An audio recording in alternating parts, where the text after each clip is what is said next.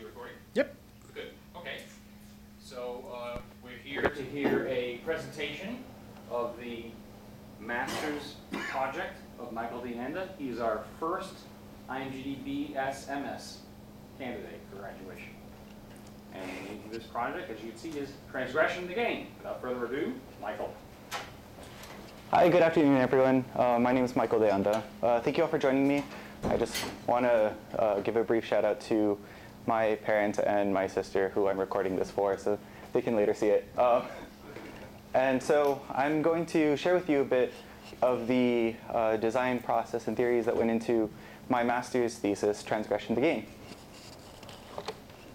So let me tell you a bit about the project here.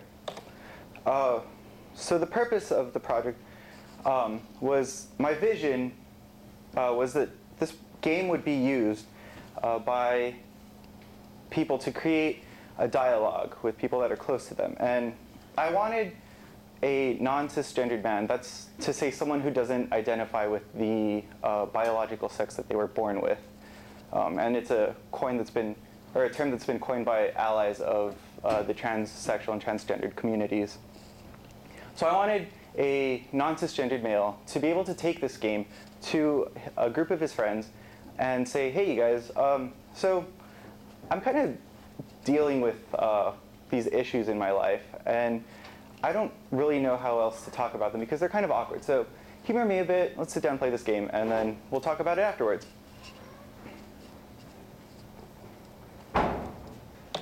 So the design concept that I wanted to put into the game was an idea of transgressive joy. And in Spanish, the word that I was exactly going for is sinvergüenza, which is discussed by the Latino gay theorist Lawrence Fountain Stokes. And it loosely translates to shamelessness. But there is an idea of resistance in this and reveling in this resistance, so it becomes a spectacle of resistance. So not only are you being shameless about your actions and guilt-free, you are letting people know that you are, in fact, resisting them.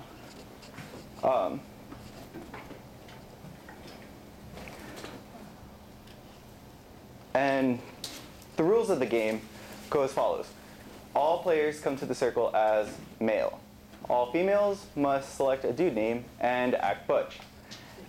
And then, as you come to the circle, all players grab an item. The feather boa goes first. And then, you hand out a job, a family. Yeah. Each player gets a job and a family card. And then you divide the remaining friend cards evenly among players.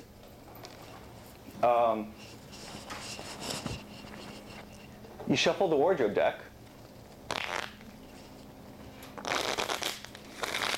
Deal out a hand of 5 cards to every player.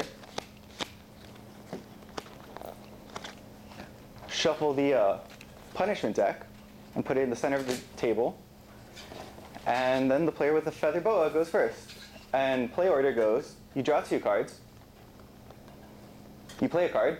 And if it breaks a punishment, or if it breaks a rule, a dude rule, that are dress like a dude, act like a dude, and don't rub up on other dudes, you know, because we're men, we have to act masculine. This is how society trains us to act, right? You have to take a punishment card and do as it says. So why a game? I wanted to make a game around these as around this topic because it is a rather difficult conversation to have with people. And Huizinga, a play theorist,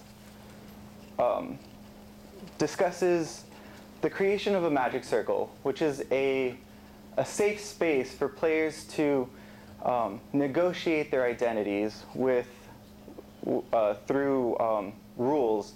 And within the confines of these, it's a suspension of reality in which players are free to interact with one another and the rules of the game.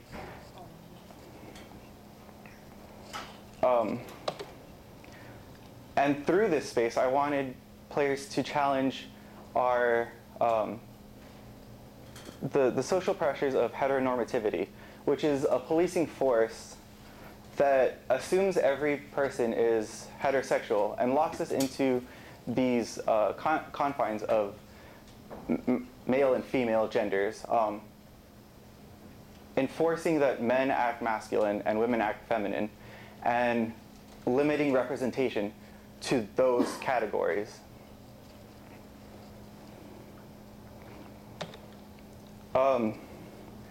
So I immediately thought of drag as the way to address the situation, as drag is a way to experience what it is to play with gender, to act gender out. It is the creation of an identity that draws from male and female icons and places them on one body and mocks, taunts, and flaunts itself in front of heteronormativity and normative culture sin vergüenza. So to articulate what was going on in these difficult theories, and to kind of deconstruct what drag is and what heteronormativity is, I looked at theorists in from feminist perspective in queer theory, Judith Butler and Susan Bordeaux specifically. And Judith Butler talks about gender performativity in her major contribution to this is that through performativity, the way we talk about and perform gender, we have the ability to change the structure. So our bodies then become the canvas on which we are able to code icons of gender. And the way we talk about our bodies is then what will become the focal points of the way we categorize these things.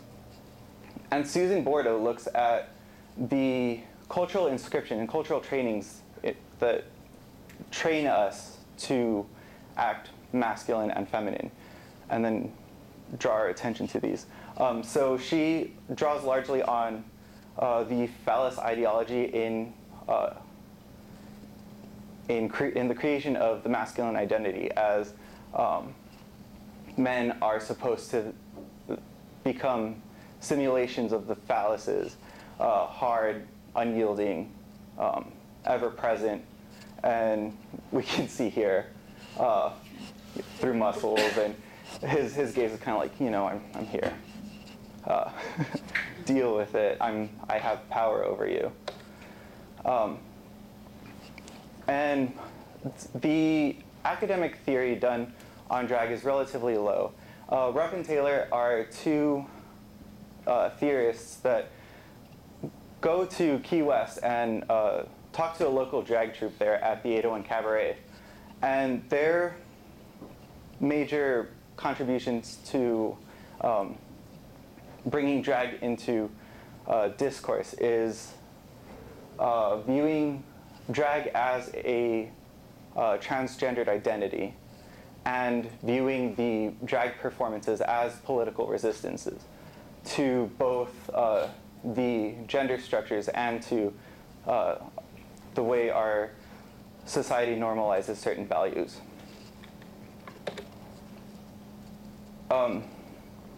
So then, drawing back into the game, Ian Bogost talks about his idea of procedural rhetoric. States that game designers, communicate their messages through the rules of the game, and that this is the way that the players then receive the information. However, Miguel Sicart critiques Bogost's idea of procedural rhetoric as it doesn't allow players, or it denies player agency, so that players actually have a certain authorial intent in play spaces to create their own meaning. And so I realized in this that I was creating an experience for players, but my message was actually only going to be part of the experience of what players would, of the way players would be in this circle, but that I could address this through including other items in my game. So that's where these lovely items came in. I wanted players to experience what it was like to put on these objects that would challenge them to physically feel what it's like to experience a different gender identity and feel ridiculous and challenge how they see themselves, let go of their identity and negotiate these. And here we have a couple people that are actually playing my game and having fun. Thank you, ladies. So the themes in my game, I wanted to include this idea of solidarity. So when a player's punished by a punishment card, it's not a good one, there's a solidarity count in the corner, and other players may aid the player by discarding solidarity cards from their hand. And I wanted to include this in the game because I think it's very important that we stand up for one another, regardless of our identities, but to subvert consequences, and this can lead to social change. I also wanted to send an idea that fan bases are actually an important part of performers' identities, because I think that drag personas and celebrity personas in general have a certain power over their fans to get them involved in issues, and I wanted to include this into my game by giving players the options to allow their fans to stick up for other players in the game. And their fans are also represented by cards here. You can come up and see them. And then here are a couple instances of quotes that were brought up and discussions that happened as I was playtesting. So the first one, did you guys know anyone in high school who came out? This is something that I ask you now to think about. And this happened in a playtest session where one person actually brought this question up, and it started this whole conversation about how hard it must have been for these individuals to have the conviction to come out in high school and become aware of the struggles that they were facing. Another person asked me as I was setting up the game one time. So I'm not always sure how to talk to some people because I'm afraid I'll insult them. Like, what kind of pronoun do I use? And while this might seem a bit ignorant, I think it's actually that point that you're understanding that there is a different identity and there are different ways of presenting yourself and being that that you are now becoming aware of, and in realizing this, you're at least fighting your own ignorance and trying to educate yourself. And the last one is, sometimes I get jealous because I see some of them, drag queens, and I wonder if that's actually a woman. And I think this is really interesting because in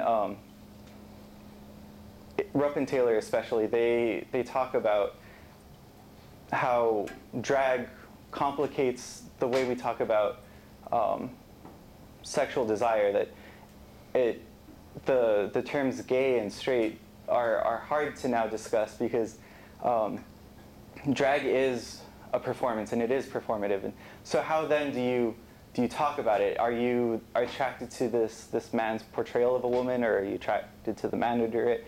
And how does this statement change if it's a man or a woman making it, or and then a gay man or a straight man? How then do these all come into context? Sorry, what do they mean by jealous? Jealous? Was it a man or woman speaking, first of all? Yes, it was a woman speaking. It's actually the wrong question. This was a woman asking the question, but That's why I didn't ask my question that way, because I didn't want to ask it a binary way. right. Okay, So what so do you mean by jealous? jealous, like, how is it that a man can do that? How can a man look so beautiful? Beautiful, not handsome, but so feminine. Can a man be more womanly than a woman? If he's trying, I think is part of it. You know, he's up there being a woman and doing a better job of it than me. I guess that's how I would infer it. Basically. So, and then the other part of it was this whole topic of families, and families seem to come up very often in playtesting.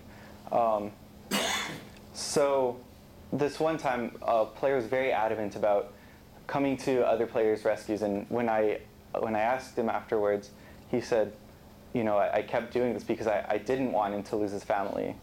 And it kind of draws into the other quote, the next quote. I couldn't imagine what it would be like to have the people who supposedly love you the most turn their backs on you. And it was this issue that so many gay, lesbian, trans people face in their coming out process, that they're disowned,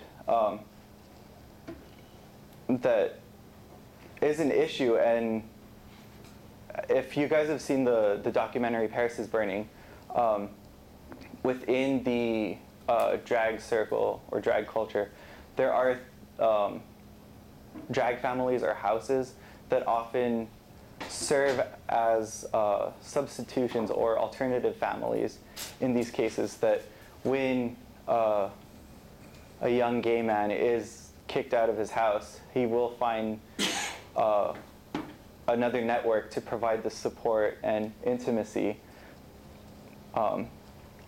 And this goes into the next quote, that a player liked this idea so much that he started telling people playing with him, you know, I'd like you to be part of my family. I love this idea of being able to form your own family. And I think this is such an interesting moment in playtesting, because it shows the level of connection that at a biological level we are related to people, but through solidarity and through our capacity to support one another, we are then able to reestablish this idea of family.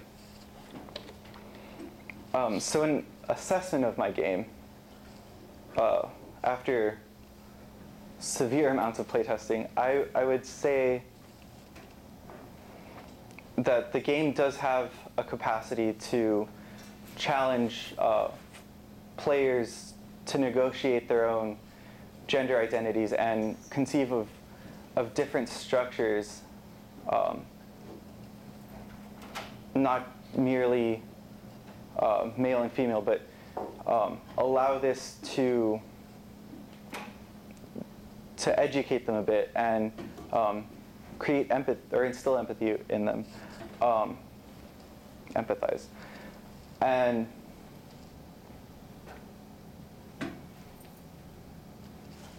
that players also were able to be in solidarity with one another over these harsh consequences, shows that the game does create a safe space for articulating these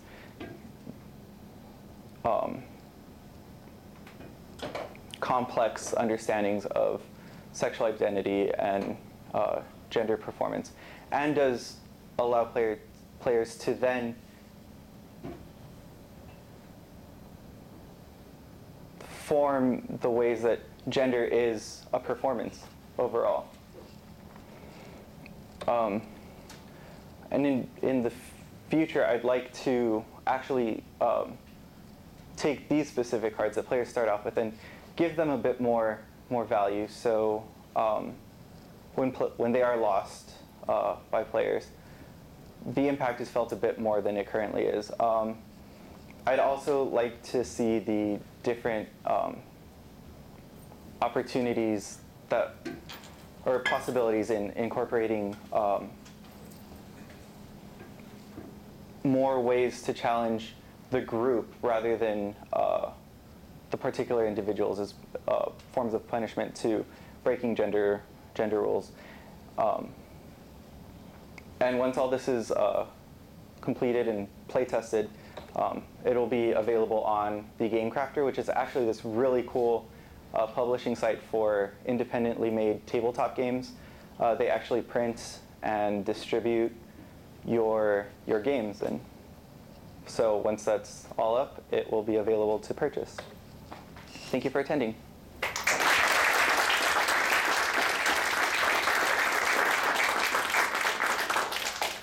Any questions, Michael? So in the beginning you said, so you have kind of a purpose to it. You said you wanted to, the ideal person playing it would be a male who identifies as a female? Not as a female, but not as a male, if that makes sense. Okay, so my question is, did you get a person to play test of that identity, and did Z get that sort of feeling you wanted? So nice use of the gender neutral pronoun, thank you. I did experience a playtest involving a person that identifies as queer. Okay. And it wasn't the idealized way that I had hoped. I don't want to share too much on this because to kind of keep the person's identity safe, but Z did feel a certain level of compassion through the game in having her own identity affirmed. Cool.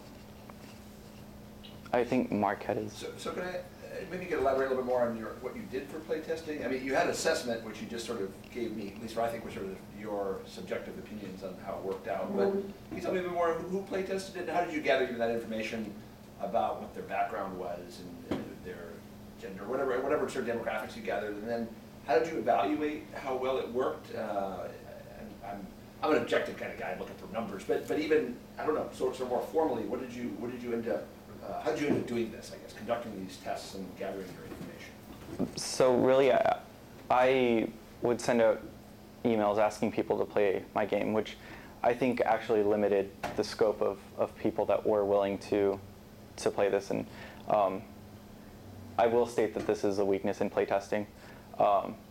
That since the people all knew me and then were then cooperative with the idea and probably a bit more open to these topics, that shows a bias in the pool. From there, it was basically just asking to collect their identity information, and then watching the playtests and these sessions and taking notes on what was said and how it was said and how willingly people interacted with the game and with one another was how I collected the results. And then in one time, Brian actually invited me to his class to play test, and he chose the volunteers for that. And Well, he chose himself, actually. well, they volunteered, but he picked them out. Just follow, how many playtests did you conduct roughly? About 15 sessions, which is limited. And again, I'm not looking for numbers or anything, but so it was basically observational, anecdotal kind of playtest. Did you consider, I mean, I'm not saying give a questionnaire exactly, but having some kind of coding scheme in which you coded your own observations in some categories or anything like that? Did you consider that? Sorry, I was digesting. I did have a survey later on that people answered, asking them to how they would describe the game to someone else, first of all, to kind of get a sense of their engagement with the game and how they perceive the game. Open response or multiple? Open response. That was one of the questions. Another question was whether or not they felt uncomfortable during the game, and what moment really stuck out in their head. Did you think of conducting some kind of a control comparison? Have people play another game that, I don't know, poker or something, and I mean, just again, try to be a little more scientific about it. I didn't consider that, but that's a great suggestion. So do it. Jen. I don't think it was biased, by the way. I got a question coming up after this. You're saying that people are going in with their friends, and they're already out, and that they want to talk about it. So that is the way you would want to test it, I imagine. But my question has to do with, I like what you said at the beginning in terms of the magic circle creates this safe space, and that what you're doing is you're borrowing from this ephemeral creation, so that anything that kind of happens in there isn't going to affect our real world. And normally this is my argument against games for education, right? Because it's hard to go out of it. And I like how you're borrowing that and turning it into a strength. However, I'm wondering, did you have anyone, I imagine the 17-year-old kid with your deck of cards who needs to go talk to his high school friends and already feeling very uncomfortable. And that once the magic circle is invoked and they're wearing the boa, them beginning to riff on drag culture and making inappropriate jokes because they are within the magic circle. Did you see any of that it might have turned against the intentionality? Possibly not to that extent that they started riffing on it, but I did see this way that it became kind of a satirical performance of drag, which is then the satirical performance of a satire.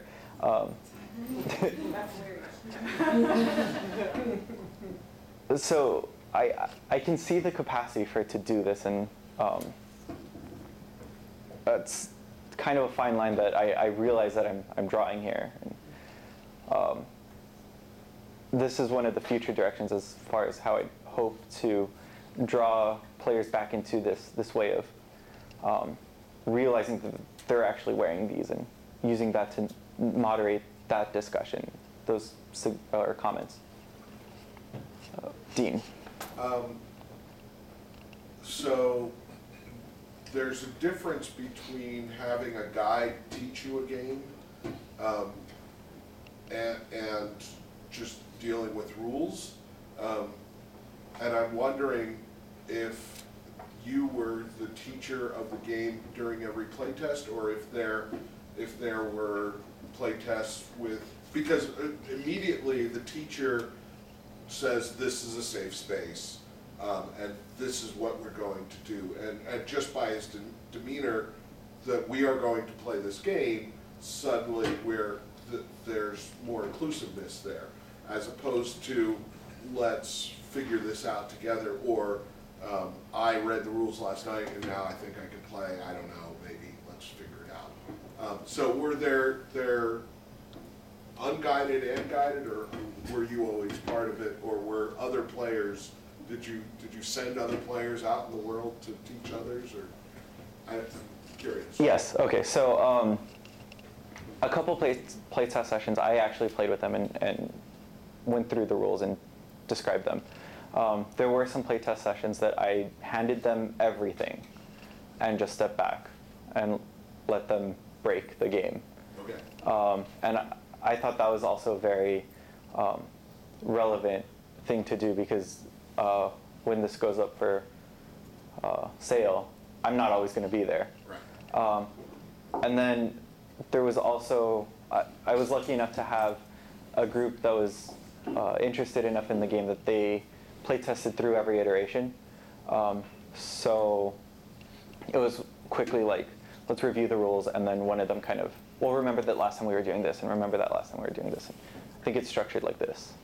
And I'm curious about the gender attitudes in the different types of, like, was it scarier when there wasn't a guide? You know what I'm saying? Was it, did people like not want to put on the boa? Interesting that you should say the boa, because that was always the first object that people wanted. Yeah, always.